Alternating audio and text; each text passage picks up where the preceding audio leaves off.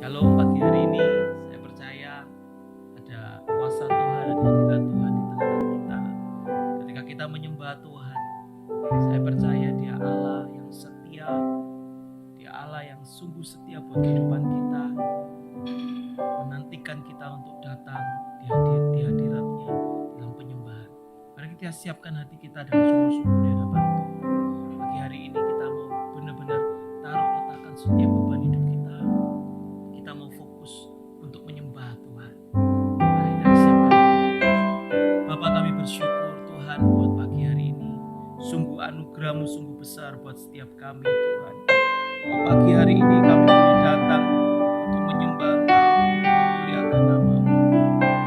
Biar pagi hari ini Tuhan untuk melawat setiap kami dimanapun kami berada. Kami percaya Tuhan hadirat-Mu yang tanpa batas itu akan mengurapi, akan memenuhi setiap hati kami Tuhan. Terima kasih buat kesetiaan-Mu. Terima kasih Kau Allah yang hari ini sampai selama-lamanya adalah Allah yang baik dalam kehidupan kami. Terima kasih Tuhan. Di dalam nama Tuhan Yesus Kristus, di dalam nama Tuhan Yesus. Haleluya. Sekalipun ku berjalan dalam lembah gelap, namun tangan-Mu selalu menolong hidupku. Saat ku dalam ketakutan, Kau hadir di sisiku. Kau berkata, jangan takut, Kau beriku kemenangan. Kaulah Tuhan yang berjanji, tak sekalipun Kau ingkari kesetiaan-Mu sungguh terbukti di sepanjang hidupku. Tuh selamanya ku kan setia melayani, mengasihi-Mu. Tiada Tuhan seperti-Mu, Yesus. Kau Allahku yang setia. Kaulah Tuhan yang berjanji, tak sekalipun Kau ingkari kesetiaan-Mu sungguh terbukti di sepanjang hidupku. Tuh selamanya ku kan setia melayani, mengasihi-Mu. Tiada Tuhan seperti-Mu, Yesus. Kau Allahku yang setia. Sekalipun aku berjalan dalam lembah yang gelap, sekalipun ku berjalan dalam lembah gelap, namun tangan-Mu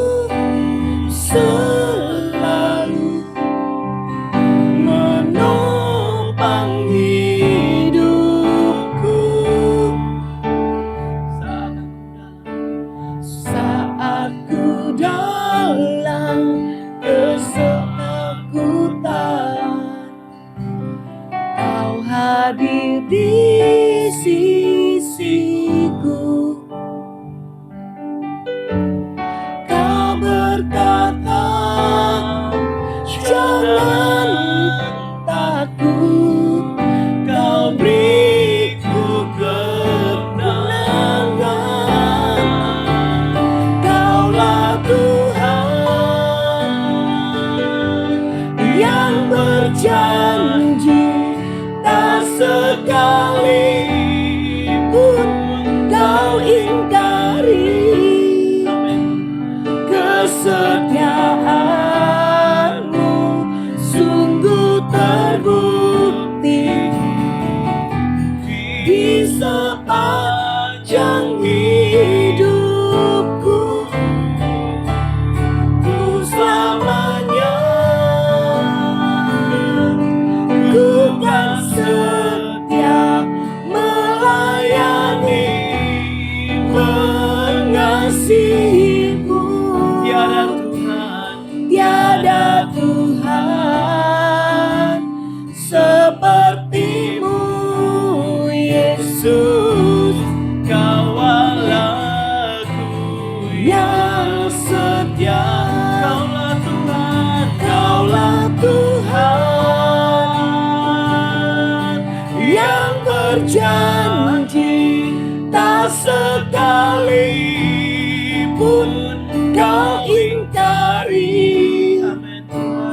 Kesetiaan-Mu sungguh terbukti di sepanjang hidupku. Ku selamanya ku kan setia melayani, mengasihi-Mu. Tiada Tuhan seperti-Mu, Yesus. Kau Allahku yang setia. Mari angkat tanganmu, katakan, Kaulah Tuhan yang berjanji, tak sekalipun Kau ingkari. Kesetiaan-Mu sungguh terbukti di sepanjang hidupku. Untuk selamanya ku kan setia melayani, mengasihi-Mu. Tiada Tuhan seperti-Mu, Yesus. Kau Allahku yang setia. Katakan, Kaulah Tuhan. Kaulah Tuhan yang berjanji, tak sekalipun Kau ingkari. Kesetiaan sungguh terbukti Kau Allah yang setia di sepanjang hidupku. Untuk selamanya ku kan setia melayani, mengasihi-Mu. Tiada Tuhan seperti-Mu, Yesus.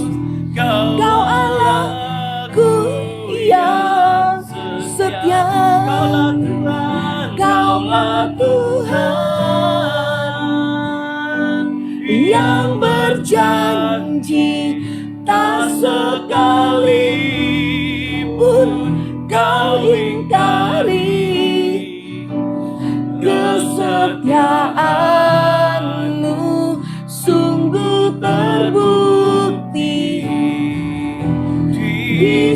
sepanjang hidupku, untuk selamanya ku kan setia melayani, mengasihimu. Tiada Tuhan sepertimu, Yesus. Kau Allahku yang setia. Tiada Tuhan sepertimu, Yesus. Kau Allahku yang setia. Tiada Tuhan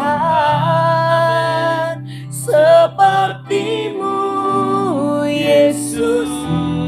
Kau Allahku yang setia. Kami mengagumi-Mu Tuhan. Kami merasakan kasih-Mu. Besar bagi hidup kami Tuhan. Sungguh Engkau baik Tuhan. Tiada yang seperti-Mu. Kau yang setia, Kami menyembah sampai selamanya. Haleluya. Kasih setiamu,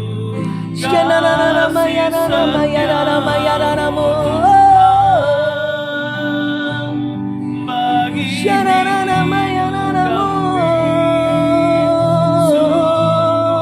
Engkau baik,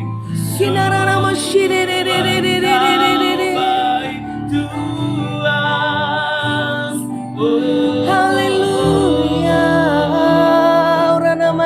Tiada tak terbatas kasih bagi hidup kami. Haleluya. Kau Tuhan Allah yang setia. Sungguh anugerah-Mu besar bagi setiap kami Tuhan. Mari naikkan syukur-Mu lewat pujian penyembahan. Terima Mazmur bagi Dia. Bersyukur sebab Engkau baik Tuhan. Bersyukur sebab Engkau setia.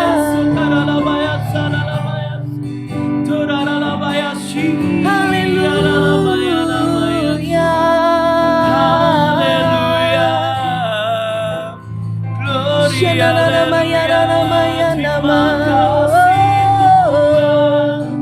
Buat kasih setia Jesus.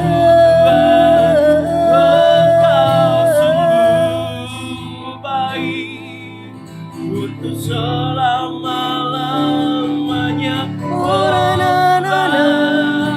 Terima kasih.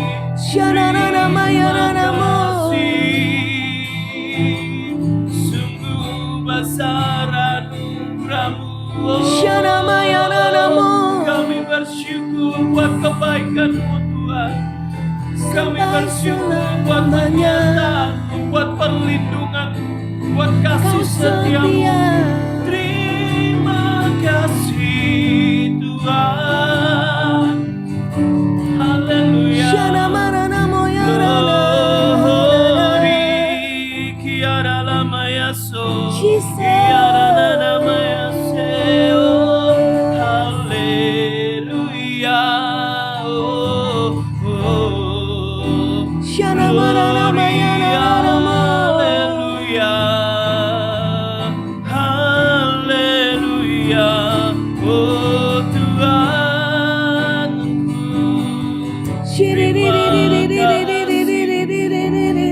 Buat kasih setiamu, sebab janji-Mu tak pernah terlambat, selalu baru setiap hari. Amin. Terima kasih Bapa, dan ku bersyukur, dan ku bersyukur Tuhanku. Haleluya, glory. Setiap janji-Mu Tuhan, Amin. ku simpan dalam lubuk hatiku. Thank you Jesus. Yes, Lord. Lewati setiap masalah, tiap tetes air mata dalam hidupku.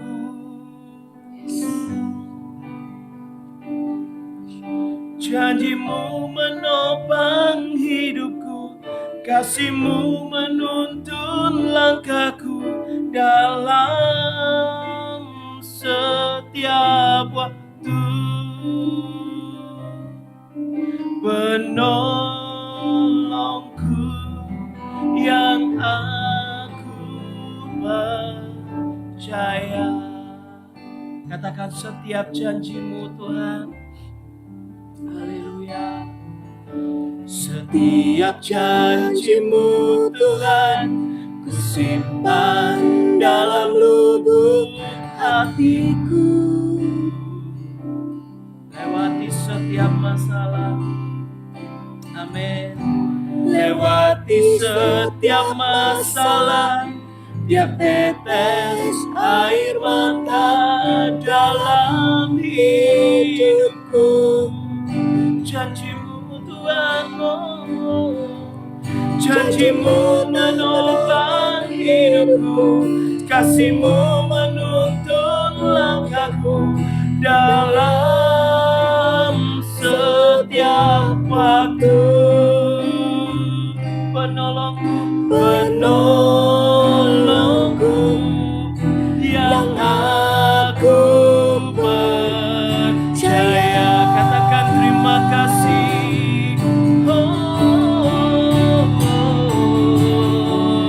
Terima kasih buat kasih setiamu. Penyertaan-Mu sempurna, penyertaan-Mu sempurna. Janji-Mu tak pernah terlambat menolongku. Oh, terima kasih, terima kasih. Ku berterima kasih buat kasih setiamu di dalam hidupku. Terima kasih Tuhan. Oh, terima kasih buat kasih setiamu.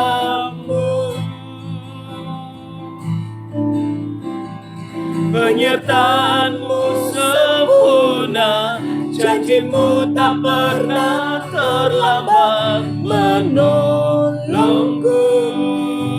Oh, terima kasih, terima kasih. Ku berterima kasih buat kasih setiamu di dalam hidupku. Mari naikkan pujian ini dari awal. Setiap janji-Mu Tuhan, Setiap janji-Mu Tuhan, ku simpan dalam lubuk hatiku. Thank you Jesus, terima kasih. lewati setiap masalah, tiap tetes air mata dalam hidupku. Janjimu menopang hidupku, kasihmu menuntun langkahku dalam setiap waktu. Penolongku, penolongku yang aku percaya. Sekali lagi katakan setiap janjimu Tuhan. Mari letakkan tanganmu di dadamu, katakan setiap janjimu Tuhan. Setiap janjimu Tuhan, ku simpan dalam lubuk hatiku. Terima kasih Tuhan. Lewati setiap masalah, tiap tetes air mata dalam hidupku. Amin. Janjimu menopang hidupku, kasihmu menuntun langkahku dalam setiap waktu. Penolongku yang aku percaya. Katakan terima kasih Tuhan. Terima kasih buat kasih setiamu. Amin. Penyertaanmu sempurna, janjimu tak pernah terlambat menolongku. Terima kasih, terima kasih. Aku berterima kasih buat kasih setiamu di dalam hidupku. Terima kasih Tuhan. Terima kasih buat kasih setiamu. Amin. Penyertaanmu sempurna, janjimu tak pernah terlambat menolongku.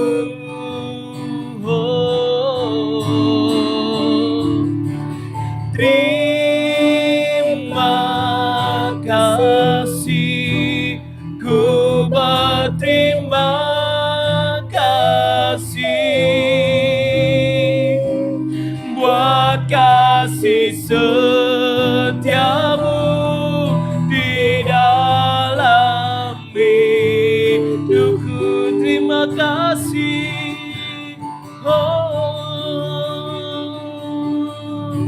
Terima kasih buat kasih setiamu.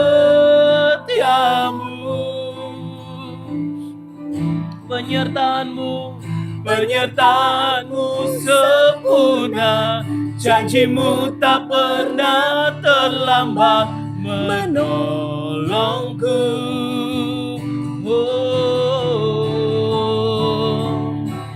Terima kasih, ku berterima kasih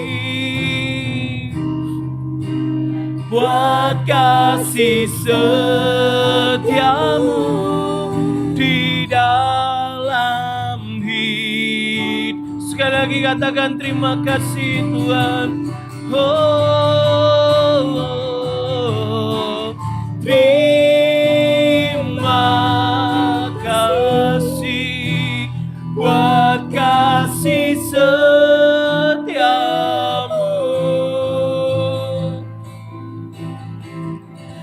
penyertaan-Mu sempurna, janji-Mu tak pernah terlambat menolongku.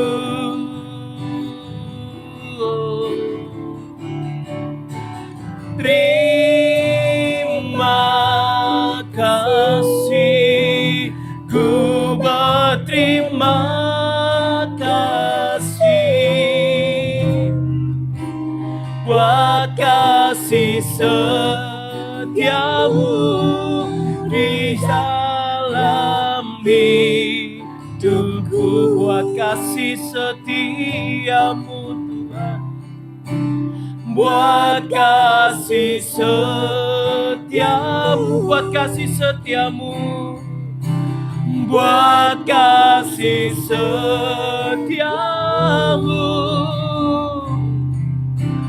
buat kasih setiamu di dalam hidupku.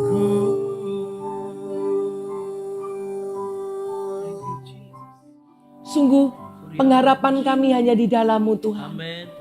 Engkaulah satu-satunya kekuatan dalam hidup kami. Biar ini bukan sekedar pujian, tetapi ini doa yang kami naikkan. Biar sampai selamanya Tuhan, Engkau tetap Tuhan, Engkau tetap Allah dalam kehidupan kami. Tidak berubah, sekalipun musim berlalu, musim berganti. Tetapi itu tidak mengubah Tuhan di dalam hidup kami. Sampai selamanya Engkau tetap Tuhan, Engkau tetap Allah, Engkau tetap Raja di atas segala raja yang bertata dalam kehidupan kami. Terima kasih Tuhan, kami mau buka hati kami, mendengar rema-rema firman-Mu. Dan kami percaya, kami akan dibangun, kami akan dikuatkan. Seperti firman-Mu berkata, mereka berjalan makin lama makin kuat, hendak menghadap Allah di Sion. Terima kasih, di dalam nama Tuhan Yesus kami berdoa. Haleluya, amin. Shalom Bapak Ibu Saudara. Bersyukur pagi hari ini saya diberi kesempatan untuk menyampaikan firman Tuhan. Ada satu kebenaran firman yang saya mau sampaikan pagi hari ini dengan tema ketekunan menghasilkan kemenangan. Ketekunan adalah sesuatu hal yang sederhana Bapak Ibu Saudara. Tetapi tanpa ketekunan di dalam kehidupan kekristenan kita, tidak akan mungkin kita bisa mengikut Tuhan sampai akhir. Seperti pujian yang terakhir sebelum firman yang kita nyanyikan, selamanya Kau Tuhan di dalam hidupku. Bagaimana supaya sampai seumur hidup kita, bahkan sampai pada akhirnya nanti kita menutup mata, tidak ada pribadi yang lain, tapi hanya Yesus yang kekal selamanya dalam hidup Anda dan saya. Tidak ada yang lain, yaitu melalui proses yang namanya ketekunan. Mari kita buka satu kebenaran firman di dalam Wahyu pasal yang ke-14 ayat yang ke-12. Demikianlah firman Tuhan. Yang penting di sini ialah ketekunan orang-orang kudus yang menuruti perintah Allah dan iman kepada Yesus. Ini adalah firman utama yang saya mau sampaikan pagi hari ini. Yang Tuhan kehendaki, yang terpenting itu adalah ketekunan orang-orang kudus yang menuruti perintah Allah dan iman kepada Yesus. Hidup ini adalah sebuah perjalanan. Dibutuhkan ketekunan di dalamnya. Kita sebagai orang kudus, Tuhan berkata yang terpenting adalah ketekunan. Untuk apa? Ketekunan untuk kita mengikuti perintah-perintah Tuhan. Setiap hari kita bisa mengambil keputusan. Kita hidup menurut firman Tuhan, menurut perintah Tuhan, atau kita hidup menurut kehendak diri kita sendiri atau kedagingan kita. Dan ketekunan di dalam apa? Iman kepada Yesus. Nanti akan saya jelaskan di dalam 3 poin. Iman kita di dalam Yesus. Artinya dengan ketekunan kita dimampukan untuk bisa mengikut Tuhan dengan setia sampai pada akhirnya. Mari tanamkan firman ini di dalam hati Anda dan saya. Tuhan menghendaki dan yang terpenting adalah ketekunan orang-orang kudus. Tidak hanya cukup di kata-kata orang kudus, tetapi tidak berhenti hanya di dalam kekudusan, tetapi tambahkan ketekunan di dalam kehidupan Anda dan saya. Arti kata tekun itu apa Bapak Ibu Saudara? Tekun itu adalah sesuatu yang dikerjakan dengan terus-menerus, dengan konsisten. Seseorang yang tekun adalah seseorang yang tidak mudah bosan, tetapi mengerjakan sesuatu bahkan mungkin kelihatannya sederhana, tetapi dikerjakan dengan sungguh-sungguh dan mengerjakannya sampai selesai, tidak setengah-setengah. Itu ciri-ciri seseorang yang tekun. Ada sebuah contoh, seseorang yang mungkin memiliki tingkat kecerdasan yang biasa-biasa atau IQ yang rata-rata. Tetapi ketika seseorang ini mau terus belajar, tekun, bahkan rajin belajar, saya percaya seseorang ini akan melebihi bahkan dari orang yang lebih cerdas daripada orang ini. Kenapa? Karena dia tekun, menekuni, sehingga itu menghasilkan buah, yaitu keberhasilan. Di dalam Lukas dikatakan demikian, pasal yang ke-8 ayat 15. Saya bantu baca, Lukas pasal yang ke-8 ayat 15. Yang jatuh di tanah yang baik itu ialah orang. Dan saya berdoa orang ini adalah Anda dan saya. Yang setelah mendengar firman itu menyimpannya dalam hati yang baik dan mengeluarkan buah dalam ketekunan. Biar Tuhan mendapati di dalam setiap kehidupan kita sebagai orang Kristen. Ketika benih firman itu ditabur dalam kehidupan kita, di tanah yang subur, tanah yang baik di dalam hidup kita. Yang dihasilkan itu adalah apa? Buah ketekunan. Jangan pernah remehkan satu kata ini Bapak Ibu Saudara. Seringkali orang bisa mengalami kegagalan. Tetapi orang bisa bangkit seketika oleh karena apa? Orang itu bertekun. Mari sama-sama kita belajar Bapak Ibu Saudara. Bukan hanya di dalam pelayanan. Bukan hanya di dalam kerohanian. Tetapi bahkan di dalam kehidupan kita sehari-hari. Di dalam kita membangun keluarga. Di dalam kita membangun pekerjaan kita. Mari terapkan buah ketekunan ini. Saya percaya ketika kita tekun. Sekalipun mungkin seakan-akan terlambat daripada orang lain. Tetapi orang yang tekun itu pasti menghasilkan kemenangan pada akhirnya. Tetaplah tekun dengan apa yang hari ini Tuhan percayakan di dalam kehidupan Anda dan saya. Dan ada 3 poin penting yang saya mau sampaikan. Dan saya percaya ini juga berkenaan dengan apa yang kita alami di masa pandemi ini. Ada 3 hal dalam hidup kita di mana kita harus memiliki ketekunan. Apa saja? Yang pertama adalah tekun dalam berbuat baik. Hari-hari ini di masa pandemi ada istilah social distancing. Sepertinya kita dibuat untuk berlarut-larut dengan apa yang namanya keegoisan atau mementingkan diri sendiri. Kita mulai lupa dengan orang lain. Kita perlu hati-hati dengan hal ini. Bahkan tadi pagi dalam perjalanan saya ke tempat ini, saya mendengar khotbah di radio tentang kasih. Kalau kita punya segala hal, bahkan karunia-karunia rohani, nubuatan, Tuhan memakai kita luar biasa bersyukur.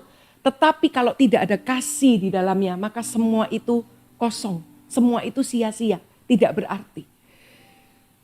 Tekunlah di dalam berbuat baik. Justru di masa pandemi ini adalah waktu di mana memang seakan-akan keadaan menuntut untuk kita berpikir atau memusingkan diri dengan diri kita sendiri. Atau kita fokus.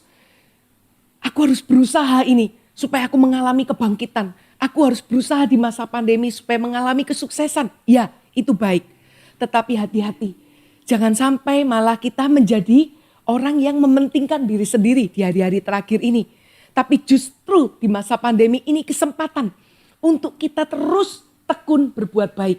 Saya percaya di antara Anda yang menyaksikan doa pagi ini, ada orang-orang yang selama ini suka berbuat baik. Ada dorongan-dorongan untuk berbuat kasih. Tetapi mungkin di masa pandemi ini keadaan menuntut atau menekan. Seakan-akan kita berhenti melakukan itu. Sepertinya kita berkata, aku saja sulit. Bagaimana aku bisa menolong orang lain? Tetapi biar firman ini mengingatkan kita. Tetaplah tekun dalam berbuat baik.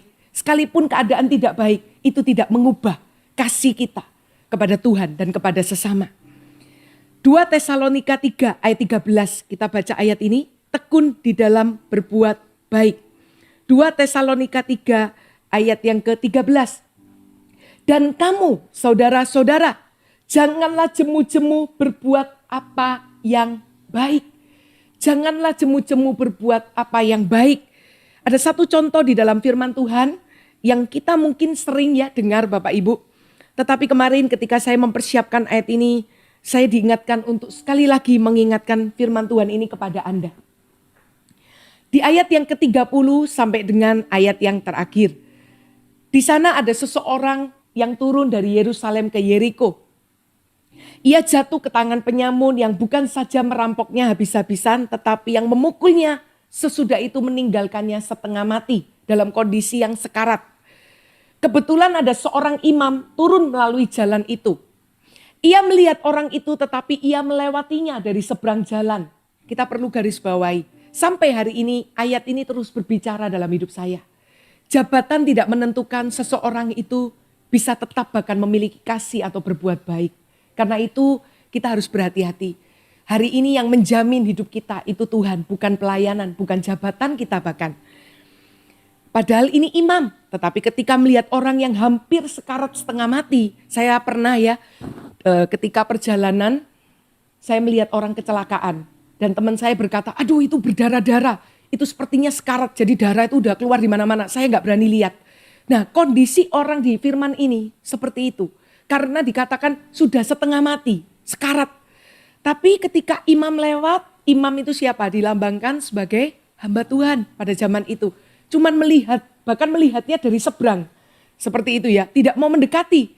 Karena pasti di dalam hati nurani ada dorongan untuk menolong. Tetapi mungkin dia berkata, aku sibuk ini, ada pelayanan, aku harus ke gereja ini, gak nutut waktunya. Ya udah, akhirnya dia cuman lewati. Dan yang mengejutkan adalah ayat berikutnya. Demikian juga seorang Lewi. Lewi dilambangkan sebagai imam Tuhan. Bahkan di dalam perjanjian lama dikatakan sebagai pemuji penyembah Tuhan. Datang ke tempat itu. Ketika ia melihat orang itu, ia melewati dari seberang jalan. Sama-sama melihat tapi mengambil keputusan yang berbeda. Yaitu apa? Tidak melakukan perbuatan baik. Lalu dikatakan di ayat yang ke-33. Lalu datang seorang Samaria. Sedang dalam perjalanan ke tempat itu, sama kondisinya.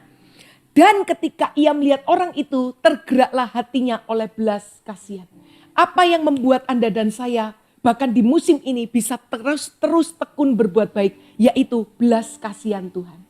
Saya dulu latar belakang orang yang tidak punya kasih. Bahkan saya lebih cenderung untuk iri ketika orang diberkati.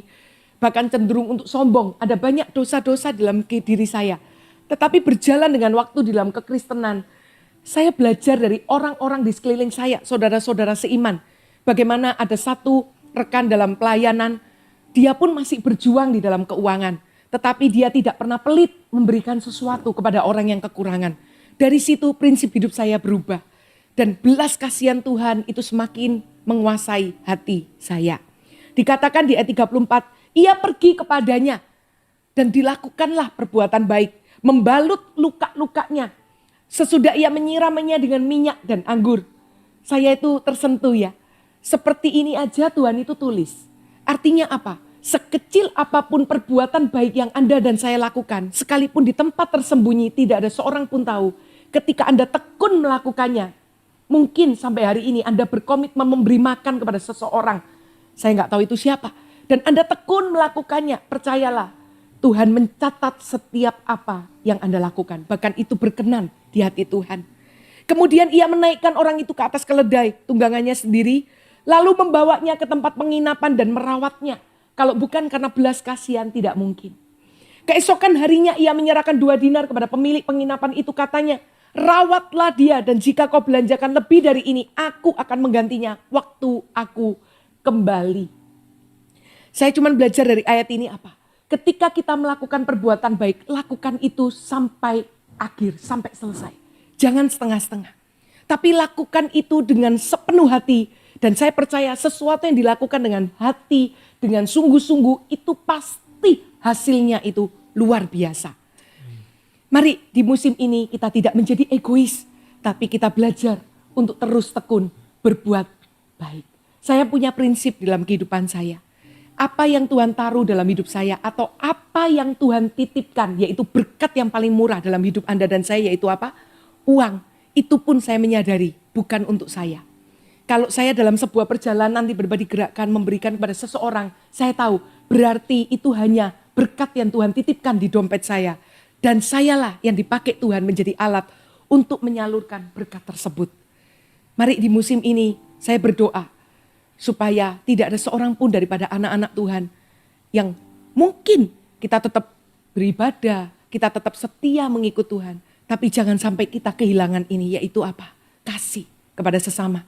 Berbuat baik kepada sesama. Katakan amin. Dan yang kedua adalah tekun di dalam iman.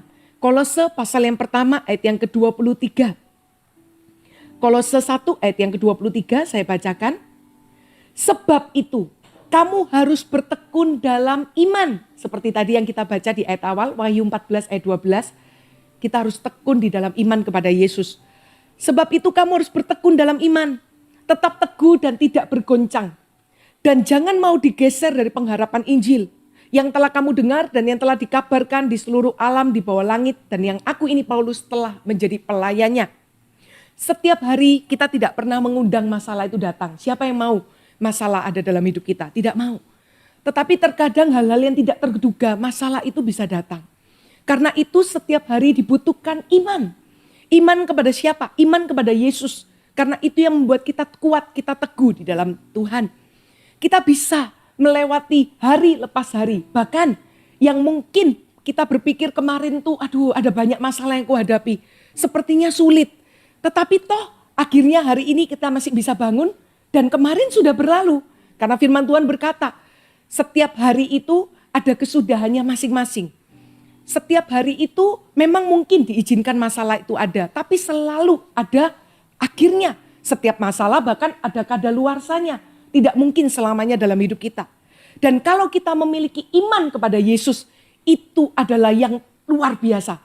Karena hanya iman kepada Yesus itu yang bisa membuat kita tetap teguh dan tidak bergoncang. Walau bumi bergoncang, apapun bergoncang, tetapi ketika kita punya iman kepada Yesus, itu tidak akan bergoncang. Kita baca satu ayat bagaimana Paulus dan Barnabas itu terus mengingatkan murid-murid supaya apa? Tetap mempertahankan imannya kepada Tuhan. Kisah Para Rasul 14 ayat 22. Saya bacakan bagi Anda. Di tempat itu mereka, Paulus dan Barnabas menguatkan hati murid-murid itu. Saya percaya ibadah, kelompok sel, lalu seperti doa pagi seperti ini. Ini seperti firman Tuhan atau seperti gambaran pemimpin rohani yang selalu mengingatkan kita, menguatkan iman kita. Menasehati mereka supaya mereka bertekun di dalam iman. Paulus dan Barnabas tidak bisa 24 jam bersama murid-murid. Saya ketika membaca Kisah Para Rasul, saya tersentuh hati saya. Kenapa? Paulus itu memiliki hati seorang gembala. Saya bisa merasakan karena hari ini tidak kebetulan saya dipercaya sebuah connect group atau kelompok sel. Saya tidak bisa mengcover anggota saya 24 jam. Tetapi itu selalu ada di dalam hati dan pikiran saya. Nama-nama mereka. Bahkan di tengah-tengah jam kantor kadang saya bisa WA seseorang. Saya tanya, gimana kabarmu? Saya bisa rasakan hati Paulus. Dia tidak bisa cover jemaatnya. Tetapi hatinya itu berkata, jangan ada seorang pun yang tinggalkan Tuhan. Jangan ada seorang pun yang mungkin tanpa sepengetahuan Paulus. Itu tiba-tiba mungkin murtad dan lain sebagainya. Karena ada beberapa nama yang akhirnya memutuskan meninggalkan Tuhan. Bahkan ditulis mencintai dunia. Itu mendukakan hati Paulus. Karena itu dia memakai setiap kesempatan untuk apa? Menasehati mereka supaya bertekun di dalam iman. Dan mengatakan bahwa untuk masuk kerajaan Allah kita harus mengalami banyak sengsara. Artinya apa? Ini bagus. Karena Paulus tidak berkata ketika kamu mengikut Tuhan semua lancar, tidak ada masalah. Semua sukses, semua akan berjalan dengan mulus. Tidak. Paulus mengingatkan bahkan untuk masuk dalam kerajaan Allah kita mengalami banyak sengsara. Tetapi ketika kita punya Yesus, bahkan sengsara atau masalah yang kita alami pun kita bisa melewatinya. Amin. Mari yang kedua kita tanamkan untuk kita tekun di dalam iman kita. Dan yang terakhir, ini yang saya dapatkan hari-hari ini sehingga saya mau menyampaikan firman ini pagi hari ini. Tekun untuk teguh berpegang kepada kepercayaan. yaitu berpegang teguh kepada kepercayaan kita. Yesus Kristus Tuhan. Ibrani pasal yang ketiga, ayat yang ke-6. Ini adalah ayat yang terakhir. Ibrani pasal yang ketiga, ayat yang ke-6. Tetapi Kristus setia sebagai anak yang mengepalai rumahnya. Dan rumahnya ialah kita. Jika kita sampai kepada akhirnya teguh berpegang pada kepercayaan dan pengharapan yang kita megahkan. Katakan amin. Saya berdoa biar ayat ini terjadi dalam hidup kita. Kita sampai kepada akhirnya teguh berpegang kepada kepercayaan dan pengharapan yang kita megahkan. Siapakah itu? Yesus. Tidak ada yang kita megahkan, tidak ada yang kita agungkan selain Yesus. Tetap pegang teguh kepercayaan kita kepada Yesus.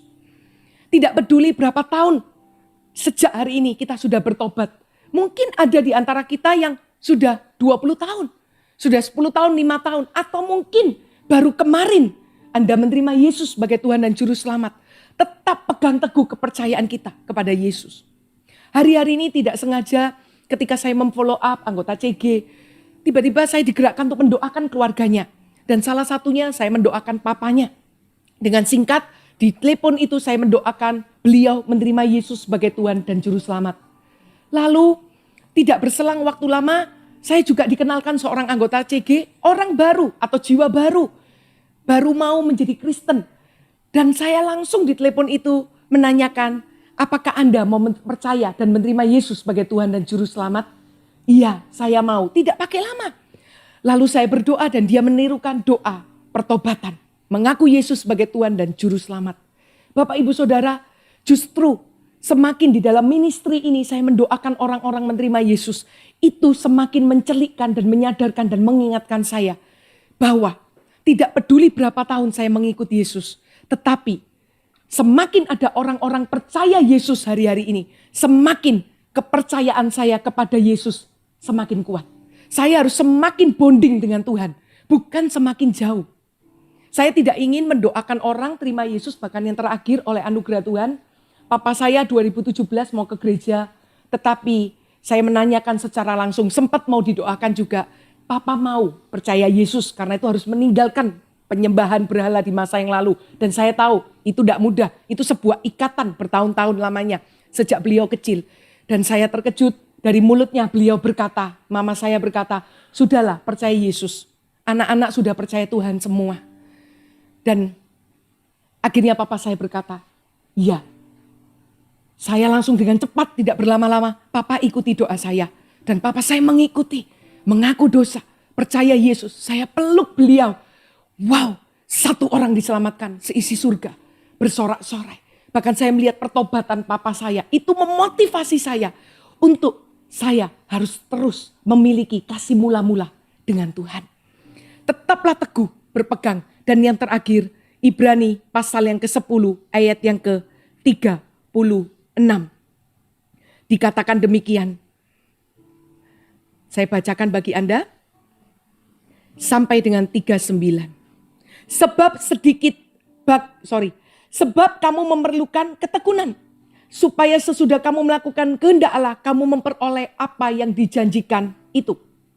Sebab sedikit, bahkan sangat sedikit waktu lagi. Dan ia yang akan datang sudah akan ada tanpa menangguhkan kedatangannya. Makanya hari-hari ini saya mengejar waktu. Seberapa banyak jiwa yang bisa kita doakan. Seberapa banyak jiwa yang kita bisa injili. Kita lakukan sebelum Tuhan datang. Tetapi orangku yang benar akan hidup oleh iman, garis bawah itu. Ada kata ketekunan di ayat 36 dan ada kata iman di ayat 38. Dan apabila ini bicara keputusan Anda dan saya, bukan lagi Tuhan. Ia mengundurkan diri, maka aku tidak berkenan kepadanya. Hari-hari ini yang Tuhan ingatkan. Di malam hari waktu saya berdoa, Tuhan ingatkan hati-hati. Jangan bermain-main dengan pintu kasih karunia. Ini sudah hari-hari terakhir. Jangan berpikir gak apa-apa lah, aku tinggalkan Tuhan dulu, nanti aku kembali. Kemungkinan tidak kembali. Ayat ini berkata, orang yang mengundurkan diri, ini buat saya ayat ini tegas. Aku tidak berkenan kepadanya. Detik itu, perkenanan Tuhan diangkat dalam hidup kita.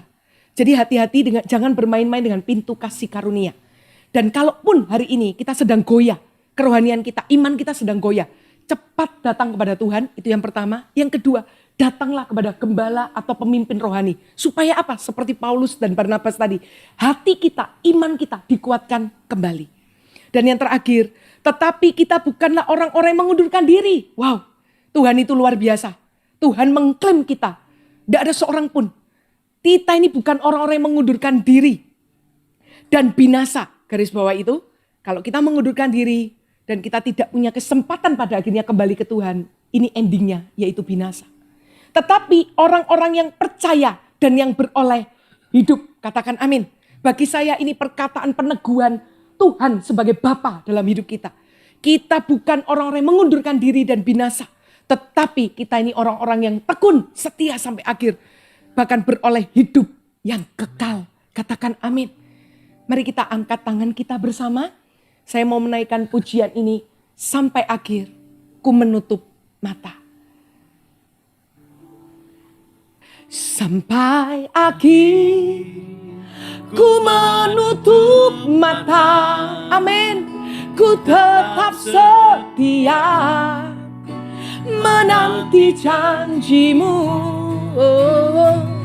Sampai ku dapatkan mahkota kehidupanku.